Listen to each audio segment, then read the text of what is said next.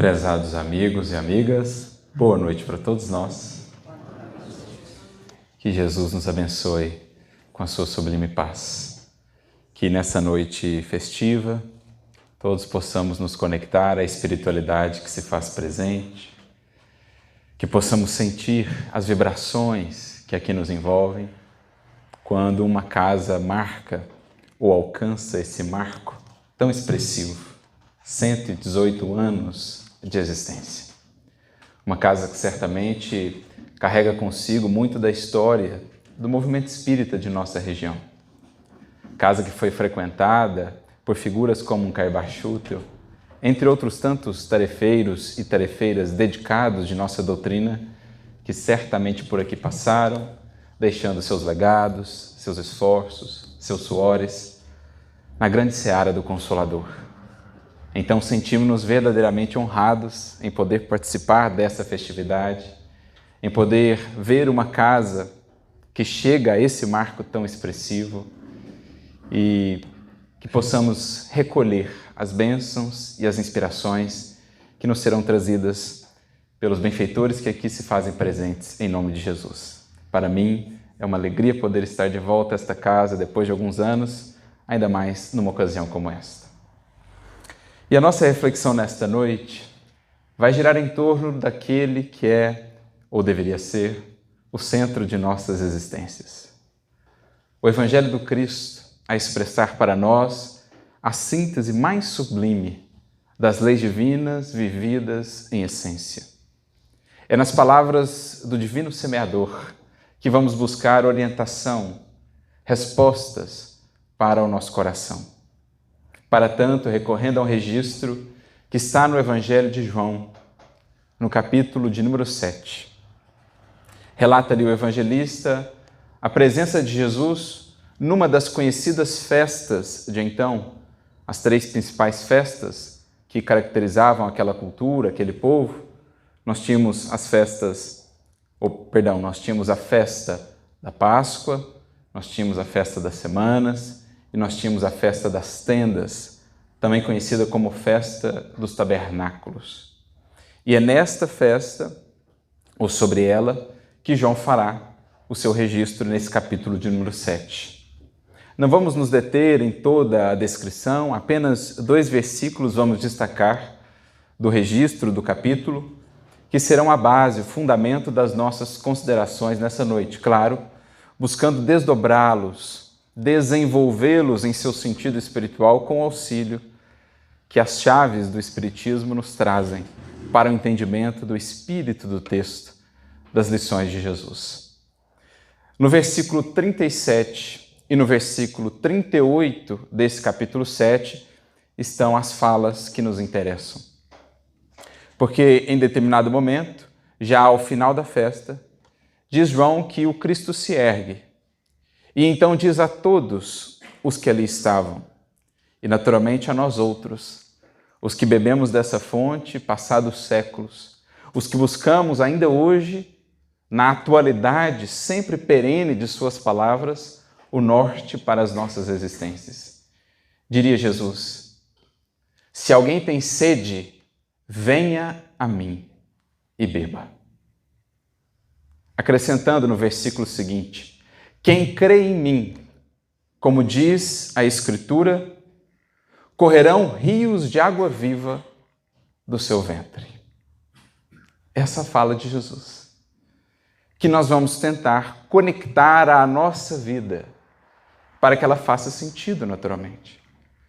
Porque as lições do Evangelho são tais, têm um tal potencial, um tal valor, que não podem ficar assim desconectadas da nossa existência, onde de fato cumprem a sua função. Não podem ser palavras sobre as quais ouvimos falar, palavras que conhecemos de cor, palavras que conhecemos porque se tornaram quase que ditos proverbiais. O Evangelho só cumprirá o seu papel em nossas vidas se o buscarmos dia a dia, com esforço, com empenho, conectá-lo à nossa vida. Entender como ele faz sentido naquilo que passamos, no que vivenciamos. Por isso nos diria Emmanuel, aquele que tanto tem contribuído conosco nesse entendimento das lições imortais de Jesus, ele diria: estudo e interpretação do Evangelho são também trabalho e da mais alta envergadura. Às vezes nos esquecemos disso, do mais fundamental trabalho que todos temos a realizar. Não são obras que deixaremos no mundo, nem mesmo dentro de uma casa espírita. O mais fundamental trabalho que cabe a todos nós, enquanto espíritos imortais em jornada de ascensão para Deus, é o trabalho em nós mesmos, de aperfeiçoamento, de burilamento, porque é o Espírito, nas palavras do próprio Caibar, a obra-prima de Deus. Conceito esse que ele nos traz no livro Ceareiros de Volta. É o Espírito a obra-prima de Deus, sendo secundado por Eurípides Barçanufo, que por sua vez no livro O Espírito da Verdade diria: o Espírito é um monumento vivo de Deus, a ser edificado em parceria, Criador-criatura. Mas não podemos prescindir, não podemos nos afastar do empenho que é nosso, do trabalho que é nosso. Porque tudo mais que encontramos ao nosso redor é cenário evolutivo. Mesmo a Terra existe e um dia há de passar, mas o Espírito não. A construção espiritual em nós é obra eterna. Daqui para frente, o que formos conquistando é para sempre. E é por isso que o Espírito é a obra-prima de Deus, o monumento vivo de Deus na criação. É a esse trabalho que o Evangelho nos conclama. Cristo nos trouxe imensos recursos, material de construção. Mas o Espírito é artífice de si mesmo e corre por sua conta o aproveitamento ou não desse material de construção divino. Não por acaso Jesus foi carpinteiro, porque veio nos ensinar a nos construir. No abrigo definitivo, na nossa morada perene, onde haveremos de morar para sempre? Em Jaboticabal? Em São Carlos? No Brasil? Na Terra? Não. Não temos aqui morada permanente, diria Paulo. Buscamos a futura. Nossa morada definitiva é a nossa mente. Somos nós mesmos. E é esse o abrigo que o Cristo nos ensina a construir. Então, cada frase sua é material de construção, que deveremos adaptar à obra em curso, em nós. E é isso que nós vamos tentar fazer. Porque senão essas palavras de Jesus podem ser bonitas, poéticas. Aquele que crê em mim, do seu ventre correrão rios de água viva. Oh, que maravilha! Mas o que isso significa?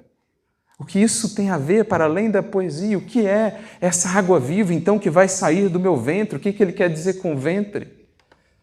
De que sede ele trata quando diz: se alguém tem sede, venha a mim e beba. Vem então o Espiritismo em nosso auxílio e traz-nos tantas ferramentas, traz-nos tantas chaves, tantos recursos de entendimento acerca das lições imortais de Jesus. E para iniciarmos a nossa jornada, então, em busca dessa compreensão, vamos recorrer aqui a uma visão ampla da evolução que o Espiritismo nos proporciona. Como sabemos, à luz do Espiritismo, somos espíritos imortais já em uma longa jornada de evolução que nos trouxe até o ponto em que nos encontramos. Jornada essa que há de perdurar, há de eternum, porque a evolução é infinita. Mesmo quando chegarmos um dia à condição de espíritos puros, ali não cessa a evolução, porque entre Deus e a criatura há sempre uma infinitude a percorrer.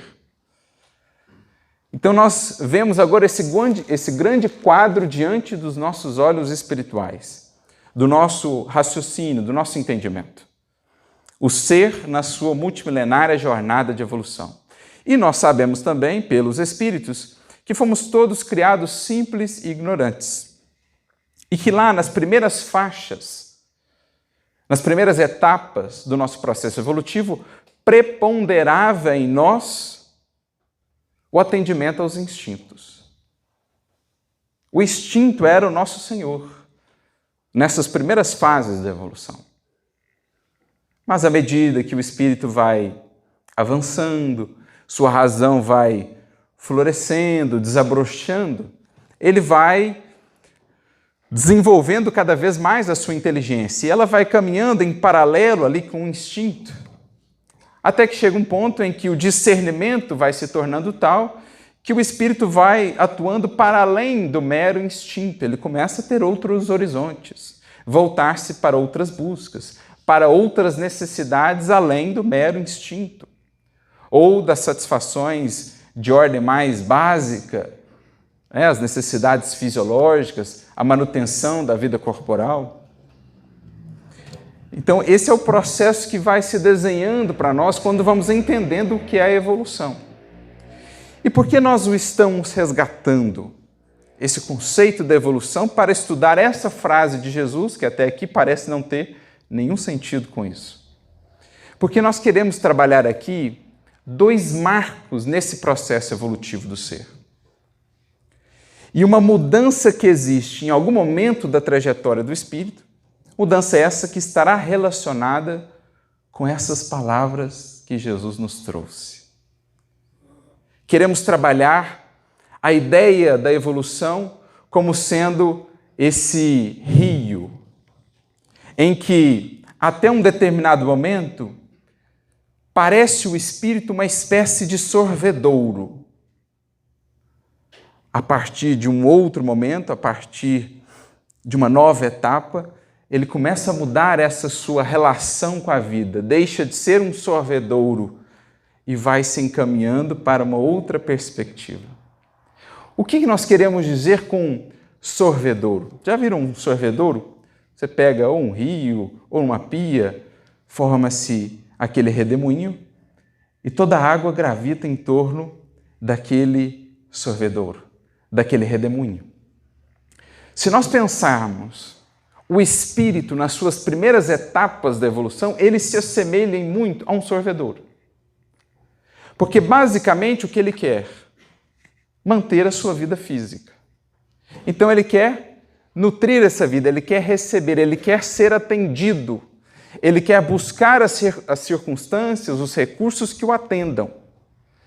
Sua vida, portanto, gravita em torno da satisfação dessas necessidades básicas. É o instinto de conservação que prepondera. Então ele pensa em si, na manutenção da sua vida. Basicamente, no princípio, quando a razão ainda desabrocha, é essa a vida do espírito. Ele quer atender a essas necessidades e faz o que é preciso para atender essas necessidades. É a fome, é a proteção, mas ainda muito autocentrado, tal qual um sorvedouro. A vida que passa perto dele é atraída ali para aquele sorvedouro. Ele quer fazer com que tudo venha atender às suas necessidades. Então, essa imagem que nós queríamos trazer do espírito nas primeiras fases da sua jornada evolutiva, tal qual um sorvedouro. Mas, à medida que progride, o instinto ainda prepondera, mas ele começa a buscar não mais a necessidade básica atrelada ao instinto, a manutenção da vida física, por exemplo. Ele começa a despertar para as sensações que estão associadas à satisfação desse instinto de conservação. E aí, ele segue sendo um sorvedouro, mas não é mais apenas a busca do essencial para a manutenção da vida. Ele começa também agora a se atrelar, a se vincular às sensações que estão associadas a essas buscas fundamentais. Daí começam a surgir as chamadas paixões. Não é mais o atendimento da necessidade básica, é esse atendimento e mais algo de excesso. Não é propriamente necessidade, começam a surgir os excessos. Comer só para satisfazer o corpo, em algum momento assim foi, mas agora já não é mais comer só para satisfazer o corpo, é comer para satisfazer o corpo e contar com o prazer associado a essa comida. Fazer o sexo para a procriação da espécie, mas agora já não é mais só o sexo pela procriação, é o sexo pelo prazer muitas vezes levado ao excesso, que vai sendo associado a esse sexo. Posses, não mais apenas aquelas fundamentais para a manutenção da vida. Agora começa a surgir a cobiça, um excesso de posses que não são absolutamente necessárias à vida, mas às quais o espírito começa a se vincular. Então, para além do instinto meramente, para além da necessidade, começa a surgir o apego às sensações, os excessos de onde derivam as paixões. E o espírito começa a considerar isso como necessidades suas também. O instinto é exagerado. Quando a gente vai em O Livro dos Espíritos, questões 907, 908, Kardec vai tratar disso, das paixões. E o que ele vai dizer? Por detrás de todas as paixões está alguma necessidade básica. O que caracteriza a paixão? O excesso. Então, por detrás de toda paixão tem algum instinto ali, alguma necessidade básica que visa ou que busca o espírito atender. Mas ele vai acrescentando a isso o excesso e vai fazendo disso necessidade também. E é isso que vai se tornando a paixão. É isso que vai gerando muitos dos problemas para o espírito. Nesse excessivo apego, nessa construção de necessidades que não são reais. Então a palavrinha excesso, ela começa a comparecer. Mas o espírito prossegue. A vida tem os seus meios de ir nos educando, de ir nos ajudando a entender o que é necessidade de fato, o que não é, onde há excesso, onde não há. A inteligência vai se desenvolvendo, ela passa a preponderar sobre o instinto, não mais agora conduzido cegamente pelo instinto. A criatura passa a discernir agora, a identificar o que convém e o que não convém, a encontrar a melhor medida das coisas, a governar-se mais porque conhece-se mais. Nós estamos aqui nessas poucas pinceladas resumindo milênios e milênios de processo evolutivo. E é aí que do apego às sensações, de onde se originam as paixões, o espírito, em se depurando, em se instruindo, ele vai desenvolvendo, enfim, sentimentos, que são conquistas mais definitivas do ser espiritual, que são potenciais que agora ele vai, de fato, desenvolvendo, revelando tudo que jaz nele, um infinito de possibilidades que ele vai desenvolvendo na forma desses sentimentos que vão embasar seus pensamentos, suas palavras, suas ações, sua vida, seu destino. De modo que nos recordamos aqui de uma frase do Espírito Lázaro, que a nosso ver é belíssima pela síntese que nos traz da evolução. Está no capítulo 11 do Evangelho segundo o Espiritismo, que trata do amor ao próximo, no item 8, a lei de amor. Quando ele diz assim, no princípio, o homem possui instintos. E então acrescenta, mais avançado e corrompido, sensações. Mais instruído e depurado, sentimentos. Então, 3 marcos que ele desenvolve aqui para nós. No início, instinto que predomina, o atendimento das necessidades básicas, a luta pela sobrevivência, a vida integralmente materializada, mas sem ainda um desenvolvimento mais elaborado do senso moral. Portanto, a responsabilidade ainda é diminuta. Não tem muito meio ou muitos meios de discernir o espírito. Mas ele é, na vida, esse sorvedouro que quer atender com todas as forças do seu ser as suas necessidades básicas, porque ele luta para sobreviver. Mais avançado, então ele avançou um pouco. Ele desenvolveu algumas coisas. Ele desenvolveu algum discernimento, a razão já desabrochou alguma coisa. Ele já teria mais meios de discernir o que é excesso e o que não é, o que é necessidade e o que ultrapassa dela. Mas ele começa também a apegar-se às sensações associadas a essas necessidades básicas. Por isso, mais avançado e corrompido.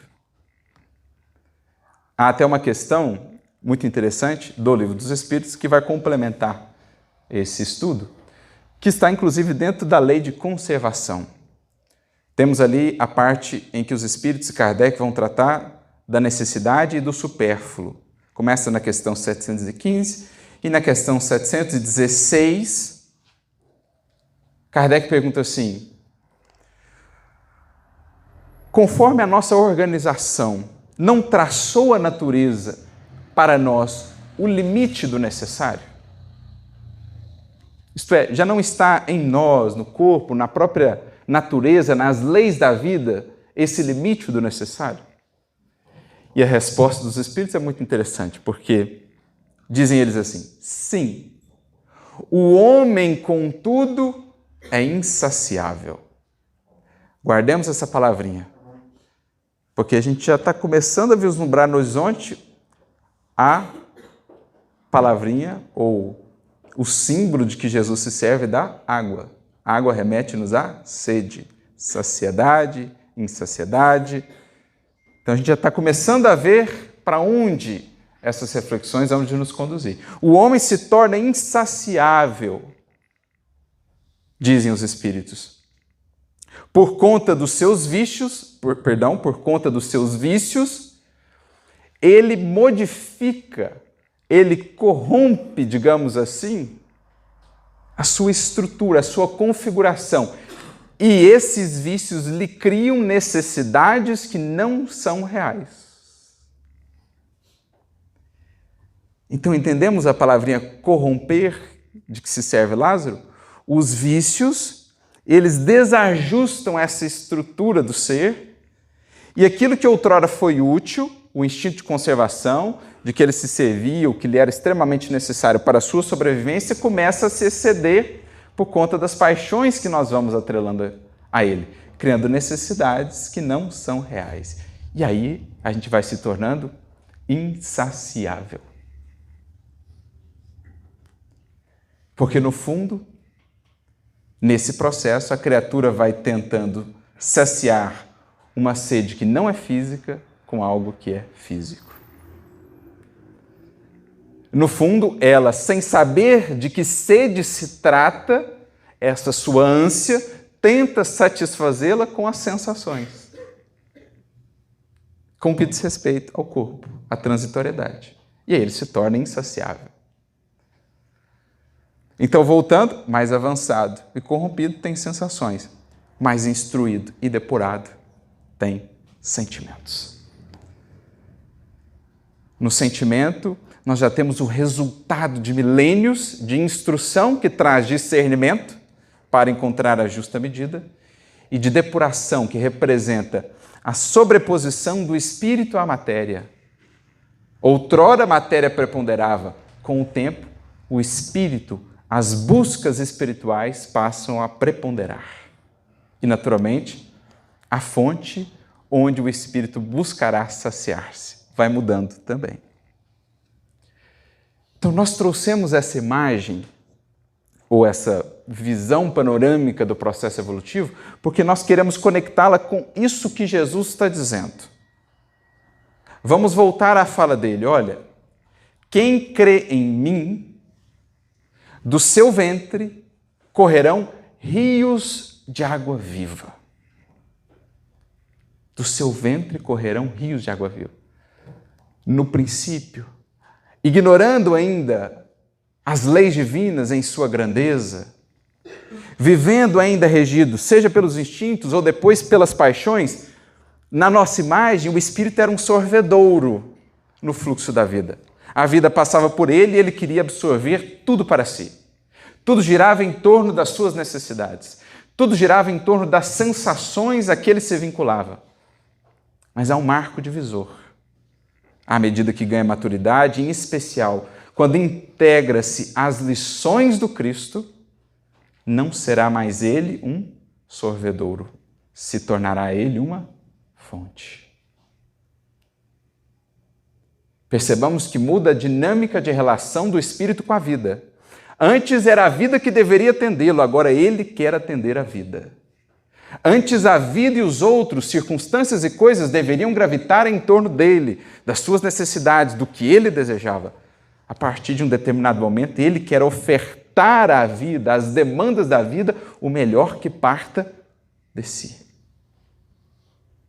Então vejamos que há uma mudança aqui capital na trajetória do espírito, de relação com a vida ao seu redor.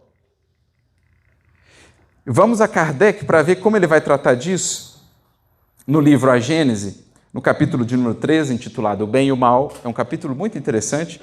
Kardec vai tratar não só do bem e do mal, mas do instinto e da inteligência. No item 10 deste capítulo 3, olha só o que Kardec vai dizer. O espírito tem por destino a vida espiritual. Porém, nas primeiras fases da sua existência corpórea, somente a exigências materiais lhe cumpre satisfazer. E, para tal, o exercício das paixões constitui uma necessidade para o efeito da conservação da espécie e dos indivíduos, materialmente falando.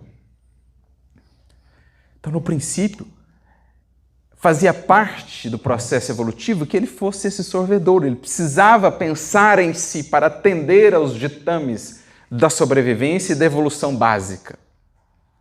Então, nesse princípio, essas paixões, diz Kardec, eram úteis até um certo ponto. Mas, uma vez saído desse período, outras necessidades se lhe apresentam. A princípio, semi-morais e semi-materiais, depois exclusivamente morais. Então tem uma faixa de transição, né? Como a natureza não dá saltos, como ela mesma nos ensina, a transição entre uma estação e outra não é abrupta, há uma zona intermediária em que as coisas se misturam, também aqui. O espírito vai deixando uma vida em que a matéria era tudo, essas necessidades básicas do instinto eram tudo na sua vida, e ele começa a vislumbrar outras coisas, diz Kardec, semi-morais ou semi-materiais. Mas ele caminha para uma etapa, para um nível de consciência em que as suas buscas serão, sobretudo, ele chega a dizer aqui, exclusivamente morais. Mesmo lidando com a matéria, ele estará atento, sobretudo, ao que moralmente extrai da matéria, do trabalho profissional, de quaisquer experiências que tem na matéria, como ele pode moralmente crescer com isso. É então que o espírito exerce domínio sobre a matéria, sacode-lhe o jugo, avança pela senda providencial que se lhe acha traçada e se aproxima do seu destino final. Então, nesse processo, parte sine qua non o espírito passa a preponderar sobre a matéria. Buscas morais, espirituais passam a preponderar sobre as buscas outrora tão centrais da matéria ou das paixões. O espírito como que anseia por uma nova fonte de saciedade. A matéria já não consegue satisfazê-lo integralmente, porque ele já se reconhece espírito e sabe que o que é material não pode satisfazer plenamente o que é espiritual. Prossegue Kardec. Se, ao contrário, ele se deixa dominar pela matéria, atrasa-se e se identifica com o bruto. Aí é a estagnação. É o espírito que se deixa cativo da matéria. Aquilo que outrora foi útil passa agora a ser um entrave à sua evolução. Nessa situação, o que outrora era um bem, porque era uma necessidade da sua natureza, transforma-se no mal. Não só porque já não constitui uma necessidade, como porque se torna prejudicial à espiritualização do ser. Muita coisa que é qualidade da criança torna-se defeito no adulto. Nós estamos começando a entender a dimensão do que o Cristo está nos dizendo. O que é o Evangelho fundamentalmente, senão essa virada íntima no espírito, em que ele enfim vai deixando uma etapa da sua jornada em que a matéria preponderava, em que ele era, no fluxo da vida, o sorvedouro em torno do qual tudo deveria gravitar, para passar agora com Cristo a ser, no fluxo da vida, um manancial que brota dele e que é ofertado à vida ao seu redor. Não mais quem suga, mas quem oferta. Não mais quem está centrado em si e nas suas necessidades, mas quem está centrado no servir e em ser um canal, um veículo das fontes superiores da vida. Espírito preponderando sobre matéria. Não mais a mera busca de saciedade material, que é insaciável, mas a busca agora nas verdadeiras fontes de uma saciedade espiritual, essa sim que pode ser correspondida. É disso que Jesus está tratando. E é isso, meus amigos, de certo modo, o que nós vivemos agora. Quando vamos, nesse mesmo livro, a Gênesis, ao último capítulo dele, capítulo 18, são chegados os tempos, esse capítulo é dividido em duas partes, sinais dos tempos e a geração nova. Se nós vamos a sinais dos tempos, no item 14 desse capítulo 18, Kardec fala exatamente assim: tornada adulta, a humanidade tem novas necessidades, mais elevadas e mais vastas aspirações. Já não pode mais se satisfazer com o estado de coisas atual. Já reconhece a insuficiência de suas instituições ou da vida material para lhe proporcionar felicidade. Reconhece o vazio com que foi embalada quando tudo dava à matéria. Quando vivia centralizada no eu. A criatura que vai despertando, e é isso que nós estamos vivendo agora em nível mais amplo de humanidade, por isso os sinais dos tempos, ela vai percebendo que ela precisa de um novo alimento. Kardec vai dizer aqui também, ela precisa de uma nova fonte onde se dessedentar, porque os prazeres, as sensações já não conseguem corresponder aos anseios da sua alma. Então, os sinais dos tempos que vemos ao nosso redor, vazio existencial, angústia, ausência de propósito, na verdade são indicativos dos espíritos que enfim estão percebendo que não podem mais ser na vida um sorvedouro, mas que são chamados a ser com Cristo uma fonte, um manancial, que já não mais podem satisfazer-se meramente em buscas de ordem material, mas precisam, enfim, buscar nas fontes espirituais da vida aquilo que as possa corresponder. É o que Kardec fala.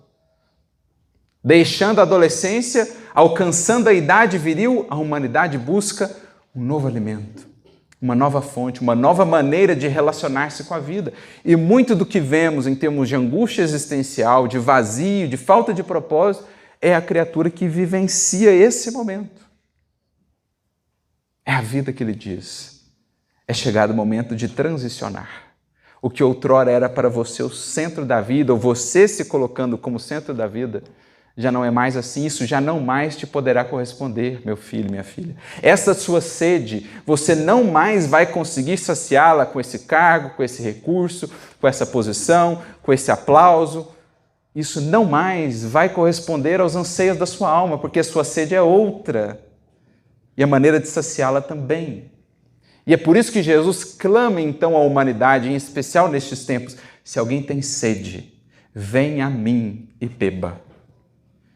Porque a água que eu lhe der se tornará nele uma fonte a jorrar para a eternidade.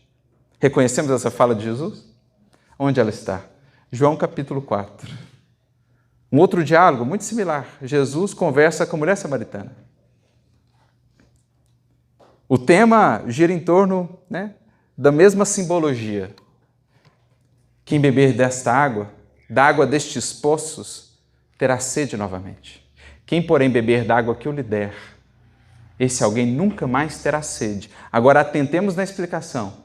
Porque a água que eu lhe der se tornará nele uma fonte a jorrar para a eternidade.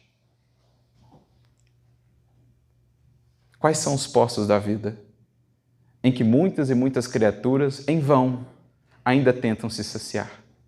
Pode ser esse poço um recurso material, um objeto, uma pessoa, uma circunstância. Mas cedo ou tarde esse poço pode secar. A pessoa pode desencarnar, pode se mudar, o cargo a gente pode perder, o recurso também, a circunstância pode se alterar da noite para o dia. Então a água do poço, cedo ou tarde, vai faltar e não vai nos saciar, nunca integralmente.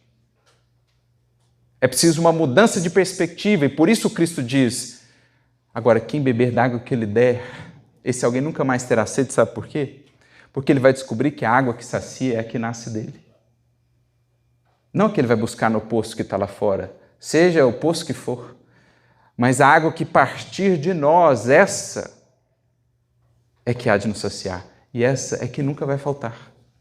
Porque quem estará impossibilitado de fazer fluir o manancial do amor, de fazer fluir a corrente do bem, de fazer fluir algo de bom a outras vidas e a um outro coração, que seja um sorriso, que seja uma prece, que seja um gesto amigo, que seja um auxílio material, que seja um auxílio moral.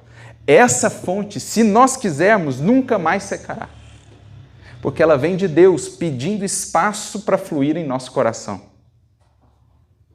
É o que Humberto Campos vai adicionar para nós no estudo dessa passagem no livro Boa Nova, capítulo 17, Jesus na Samaria. A mulher pergunta para ele, mas que água é essa, Senhor? O poço está aqui, tem alguma água melhor do que essa? És por acaso maior do que o nosso pai Jacó, que abriu-nos, que legou-nos esse poço? Eu não falo de qualquer água, minha filha, eu falo da água viva. Porque Jesus falou rios de água viva. Essa água viva, que mata toda sede, vem do infinito amor de Deus e santifica a criatura. Não somos nós quem buscamos o amor. É o amor que nos busca. É o amor que quer um espaço para fluir através de nós, descedentando-nos no processo, santificando-nos no processo. Quem se torna um veículo do amor de Deus, da bondade divina, a esse alguém nunca falta saciedade. Nunca falta água com que se saciar. Agora a matéria é limitada, é parca por demais para saciar uma sede de infinitude, que é a sede do Espírito. Uma sede de plenitude, de realização espiritual. Não há nenhum poço no mundo, meu amigo, minha amiga, que te poderá saciar essa sede. Mas o que o Cristo nos apresenta, aí sim temos a resposta. Aí sim temos a solução às nossas angústias. Faça-te um canal do bem, faça-te um canal do amor. Deixe essa água viva fluir por você e ela não só te purificará, te renovará, te refrigerará, como também espargirá ao seu redor fecundidade, bênçãos, vida. Foi-se o tempo em que éramos sorvedouros no rio da vida. Somos chamados a ser agora mananciais com o Cristo de Deus. É disso que Jesus está tratando. Porque essa, em síntese, é a trajetória do Espírito. Houve um tempo em que precisávamos ser esse sorvedouro tão centrado em si mesmo, nas suas necessidades. Mas já há um bom tempo que estamos cativos desse processo, escravos das paixões que são o excesso das necessidades, acreditando que elas de alguma maneira vão nos saciar, mas estamos sempre com sede, uma sede que nunca se esgota, sempre maior. E o Cristo então nos diz, meu filho, minha filha, muda completamente a sua maneira de enxergar a vida. Você achava que o que você conquistasse é que te traria saciedade. O que os outros fizessem para você, as circunstâncias que encontrassem é que te satisfariam. Pois eu te digo que o que vai te satisfazer é o que você criar para as vidas ao seu redor.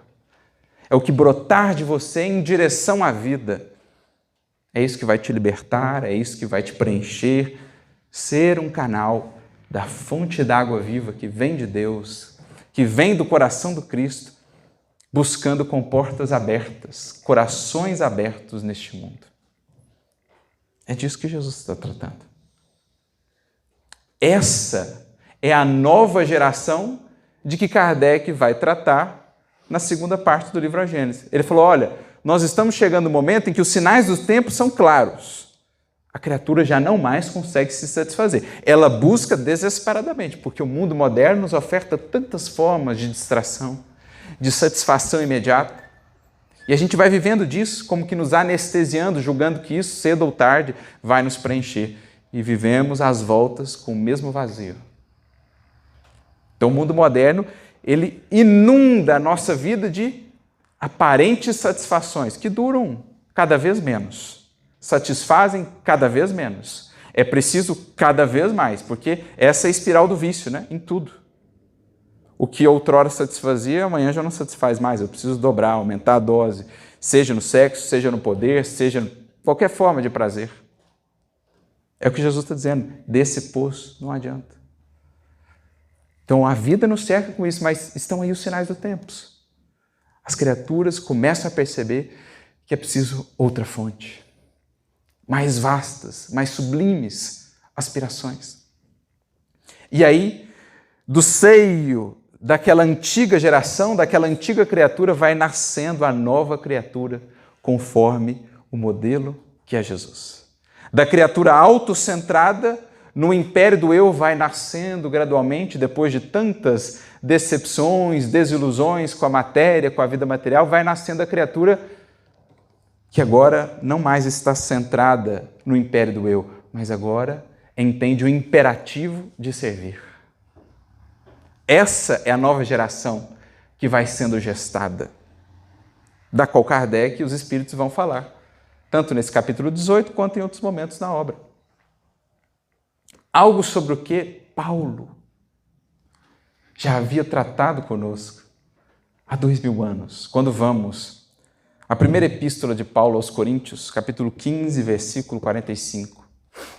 Paulo tem uma frase sublime, que é também um desses resumos, né, uma dessas sínteses da evolução. Ele diz assim: porque o primeiro Adão foi feito alma vivente, mas o último Adão, espírito vivificante.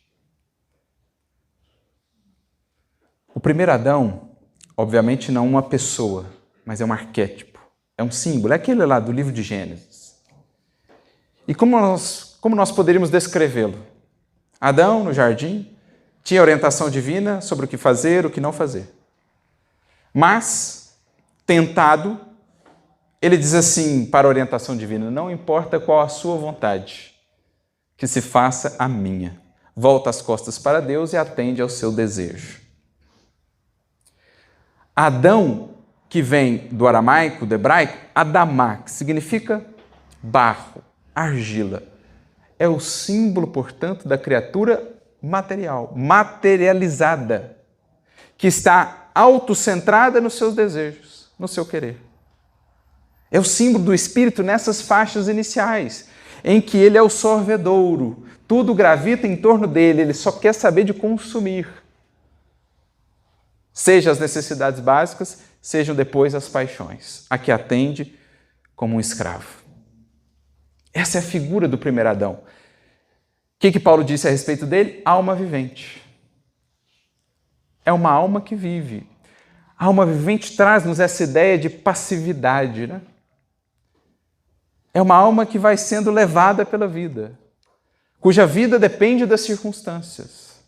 Se as circunstâncias forem favoráveis, a vida, entre aspas, estará boa. Se não forem, não estará. É uma alma vivente. Ela não tem controle sobre a vida. Ela vai vivendo conforme as circunstâncias, buscando a todo custo atender seus desejos, suas paixões.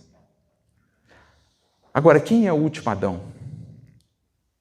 Último aqui no sentido de a obra consumada, o modelo. Quem que é o modelo? Cristo. Jesus é o último Adão na simbologia de Paulo, porque ele é a referência do ser humano concluído. Do ser humano na plena realização de todos os seus potenciais. E vejamos só que interessante. A oposição entre o primeiro e o último Adão, entre o modo de ser de cada um. O primeiro Adão, simbolicamente num jardim. O que é aquele jardim onde Adão estava? Onde ele sentia a presença de Deus. Depois de ter feito algo equivocado, ele sentiu a presença de Deus nesse jardim e tentou fugir dela. Onde é esse jardim? Onde está a presença divina em nós? Consciência. Quantas vezes não queremos fugir da nossa consciência? Não é o símbolo que está lá no Gênesis? Tentaram fugir da consciência. Colocaram uma folhinha de figueira para tentar cobrir a nudez, como se pudéssemos fugir à penetração da nossa consciência, a esse olhar percussiente da nossa consciência. Mas nós tentamos. O jardim é a consciência. No jardim da consciência, o arquétipo, o primeiro Adão diz assim: mas que não seja feita a sua, Pai, mas a minha vontade, simbolicamente falando. E no jardim, prestes a ser crucificado, o que Jesus disse na sua conhecida oração? Mas que não seja feita a minha, Pai, mas a sua vontade. Percebe que é o exato oposto? O primeiro Adão é a criatura centrada na sua vontade, no seu desejo. O último Adão, o Cristo, é o ser centrado na vontade divina. Sorvedouro e manancial. O primeiro e o último Adão. Como é o último Adão, diz Paulo? Espírito vivificante. Então, se o primeiro é uma alma vivente que absorve a vida, o último é um espírito vivificante que oferta vida. O espírito que vai se construindo de acordo com o que aprende do Cristo. O espírito que vai se fazendo conforme Jesus. Onde ele está, ele é um manancial, porque ele oferta luz, sabedoria, realização, paz. Sua vida está centrada na oferta e por isso ele está sempre plenamente saciado, porque em perfeita comunhão com aquele que sempre oferta, que é Deus, se tornou um canal da vida superior. Não lhe falta, não há sede, porque entendeu a essência das lições de Jesus. Ao passo que o outro, o que ainda é um sorvedor, ficará sempre a exigir, nunca plenamente saciado. Então é o mesmo símbolo sobre o qual Kardec e os espíritos tratariam mais tarde ao falar de antiga geração, geração nova, ou, como Kardec menciona na questão 941 de Livro dos Espíritos, o homem carnal, o homem moral ou o homem espiritual. É o que Paulo já tratava há 2000 anos. E, em essência, é o que Jesus quer nos transmitir com essa sua fala. Plenitude espiritual nasce dessa sensação agora de integração à vida, em que não mais queremos ser satisfeitos, mas queremos satisfazer. Em que não mais queremos ser atendidos, mas queremos atender à vontade divina, ao chamado do bem e do amor. Por isso, Jesus tem uma outra frase tão bela, que precisa ser interpretada à luz desse entendimento. Se alguém quiser salvar a sua vida, perdê-la-á. Mas se alguém perder a sua vida por amor a mim e ao Evangelho, encontrá-la-á. O que Jesus está dizendo? Foi-se o tempo, meus amigos, em que a nossa vida se resumia a atender às necessidades básicas de instinto ou demandas de paixões. Foi-se o tempo disso. Quem quiser salvar esse modelo de vida não encontrará a vida que está destinado, a grandeza da sua destinação. Agora, quem souber perder, isto é, consumir a sua vida, ofertar a sua vida por amor a mim e ao Evangelho, esse alguém entenderá o que é vida e o que é saciedade. Nas cadeias do egoísmo, é insaciedade, é vazio, é satisfação imediata que deixa um imenso tédio depois. Nos mananciais da caridade, é luta, é suor, é sacrifício, mas é plenitude, é vida que abunda, é a vida do Cristo fluindo através de nós. É isso que Jesus está dizendo. Quem tem sede, venha a mim e beba, porque quem o fizer, dele, do seu ventre, isto é, do mais íntimo da sua vida, correrão rios de água viva. Por onde passar, ele será como uma fonte, que deixa verdura, que deixa perfumes, que deixa refrigério, que deixa bálsamo por onde passa. Essa vida transformada, renovada em Cristo. É isso que o Espiritismo nos ensina. Ao fazer-nos ver a jornada de evolução, ele destrincha para nós essa frase do Cristo, que traz em si toda a consumação, digamos, de milênios de evolução. É o ponto de virada do Espírito. Deixando de ser sorvedouro para ser o manancial, deixando de buscar satisfazer apenas a sede material da vida para satisfazer, encontrar agora uma fonte onde possa satisfazer a sua sede espiritual, a sua ânsia de infinito, de comunhão com o divino. É essa transição que o Evangelho representa numa vida, que o acolhe, que se abre a ele. Porque nós sabemos a consequência, não só nessa existência física, de quem se entrega à predominância da matéria. Aqui, de uma forma ou outra, conseguimos ainda satisfazer de alguma maneira essas saciedades materiais, embora elas sempre peçam mais e tragam depois um tédio, um vazio por onde passam. Mas no mundo espiritual, qual não será o drama do espírito que viveu para a matéria e que lá não consegue saciar-se? Eu recordei-me aqui de 2 casos que estão no livro Céu e Inferno, na parte 2ª da obra, no capítulo 4 dos Espíritos Sofredores. Um desses casos, Exprobrações de um Boêmio, em que esse espírito sofredor no mundo espiritual vai relatar a sua situação. Ele que foi um boêmio em vida, que tudo deu ao prazer material, que pouco ou nada investiu nas lucubrações espirituais, nas reflexões transcendentes da vida, se via agora às voltas com essa insaciabilidade.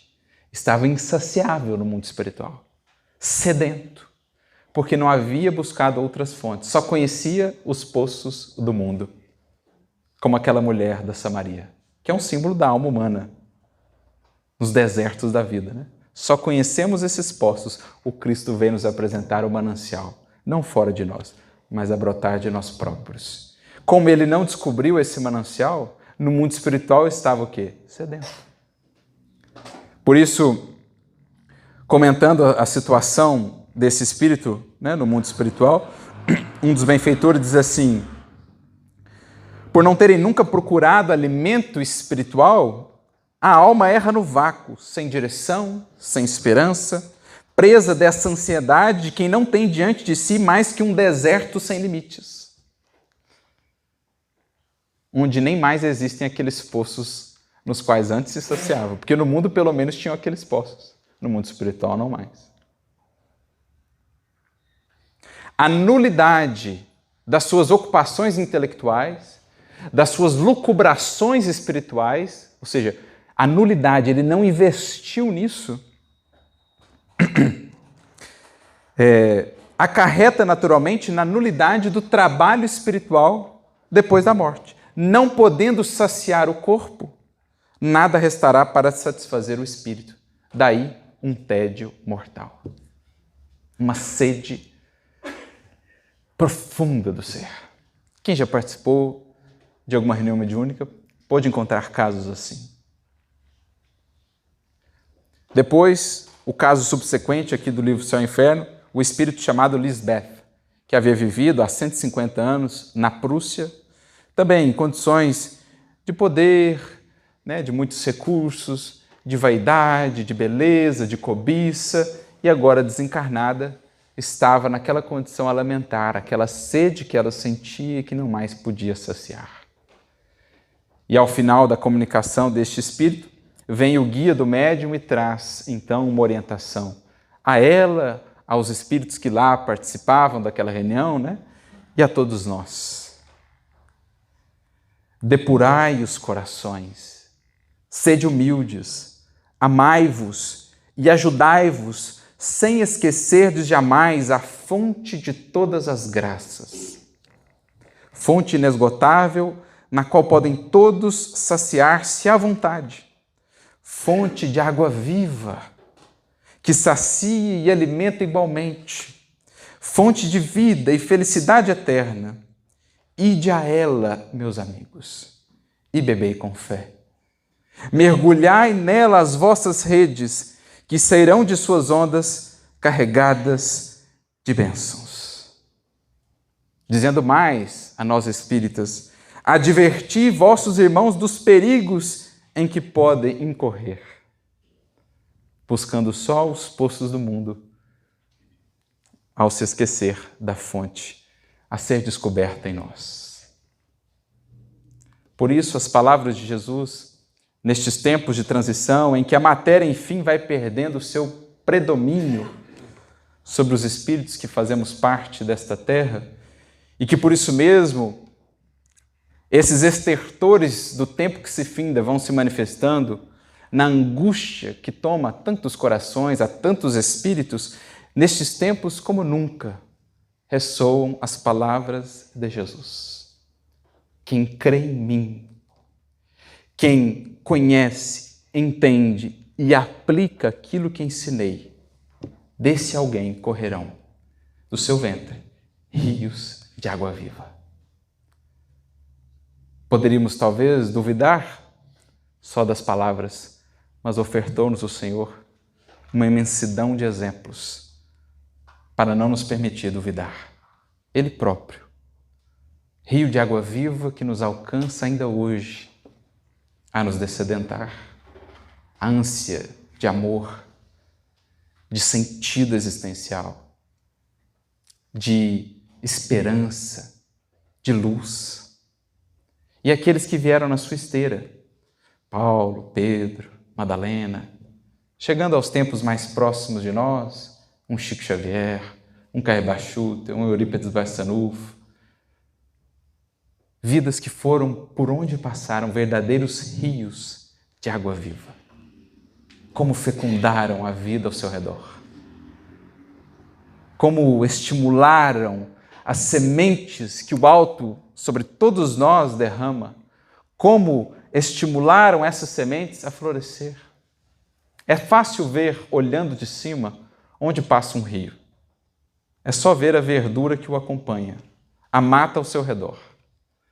É fácil ver um espírito que foi em vida um rio de água viva. É só ver o que ele deixou ao seu redor. A vida, a verdura, o perfume, os frutos, não só dele, mas das vidas que ele transformou, pelo amor que soube ofertar. Isso tudo retorna a ele em forma de bênçãos incomensuráveis. E isso é o que há de nos saciar. Não é gratidão, não são circunstâncias, não são favorecimentos de ordem material. Isso tudo vem, traz uma efemeridade, uma euforia, o espírito e passa. Saciedade mesmo é consciência tranquila, é dever bem cumprido, é sentir-se um vaso a transportar o amor divino, ainda que sejamos, como diz Paulo, vasos de barro, frágeis, mas úteis. E o vaso de barro que transporta água, cedo ou tarde se embebe dela, como aquele que transporta o perfume. Esse é o sentido da vida a que o Senhor nos convida. Por isso ele reforça mais uma vez o convite. Desta vez no livro que fecha o Novo Testamento. Apocalipse 22, 17. Por meio do próprio João, que havia escrito antes o registro do seu evangelho, agora na condição de médium, João registraria mais uma vez as palavras de Jesus, que em Apocalipse nos diz: e quem tem sede, venha e beba de graça da água da vida. Que Jesus a todos os abençoe, a todos muita luz e muita paz.